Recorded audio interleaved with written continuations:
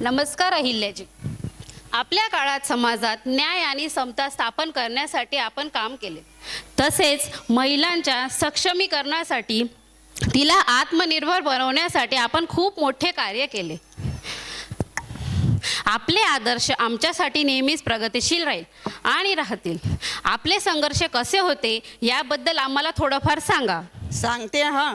माझे संघर्ष अनेक होते. माझे पती माझा जन्म 1725मध्ये झाला आणि 1734मध्ये खंडेराव होळकर यांच्याशी विवाह झाला. माझ्या पतींनी राजकारण प्रशासनाची शिकवण दिली, त्यामुळे मी आत्मविश्वासाने क्रांतिकारी झाले. वा, आधीचे पुरुष किती प्रगतिशील होते आहेत. तरीही बऱ्याच कुटुंबात काही ना काही समस्या आहेतच. त्याला बरीच कारणेही आहेत. माझे पती खंडेराव होळकर यांनी राजकारणाची शिकवण दिली. 1766मध्ये त्यांचे निधन झाले. इंदूरच्या राजवंशाची राणी झाले. पदाचा भार आला. अनेक मंदिरांचा जीर्णोद्धार केला. ऐतिहासिक आठवण म्हणून या पृथ्वी तलावर सोडून गेले. आपले कार्य व आपले आदर्श समाजामध्ये परिवर्तन घडवून आणला आहे आणि आणतही आहे. हर हर हर महादेव, हर हर महादेव.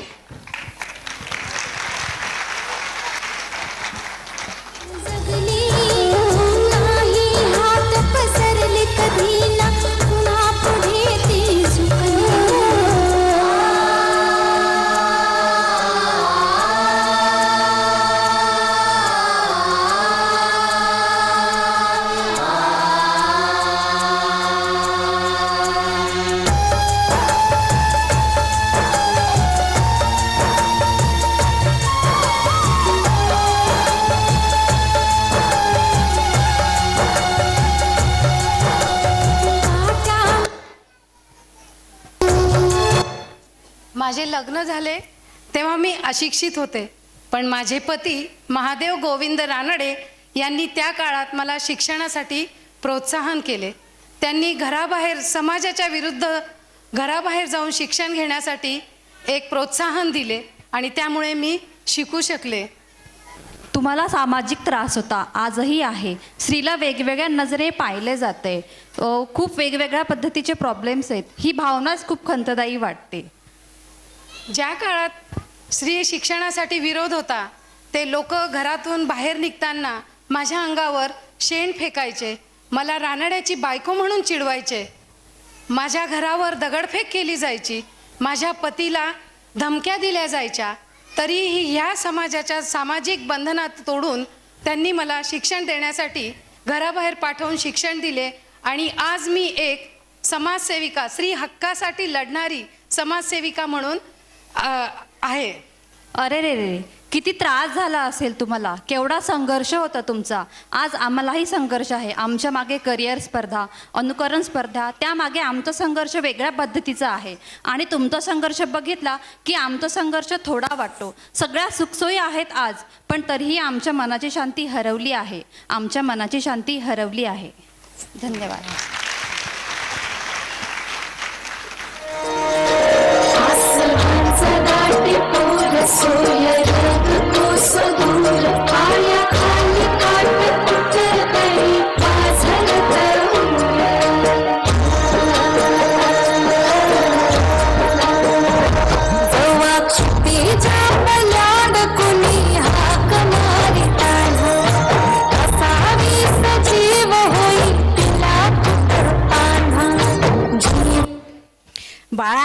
बाळांनो, मुलांनो, माणूस कधीच वाईट नसतो. माणसाची पोटाची भूक वाईट असते. आपल्या जीवनातील संघर्ष आणि जीवनातील अनुभवाने माणसाला शिकवण मिळते. जीवनातील कधी संकट आली तर त्याच्यावर पाय देऊन उभे राहा, म्हणजे संकटाची उंची कमी होईल. मुलांना, पुढच्या पिढीला शिक्षण आणि स्वावलंबन आणि समाजसेवेचे महत्त्व पटवून द्या. स्वतःसाठी जगता जगता इतरांसाठी जगता आलं पाहिजे. माई, तुमचा आदर्श घेण्यासारखा आहे. तो म्हणजे तुमची समाजसेवेची भावना आणि शिकवण.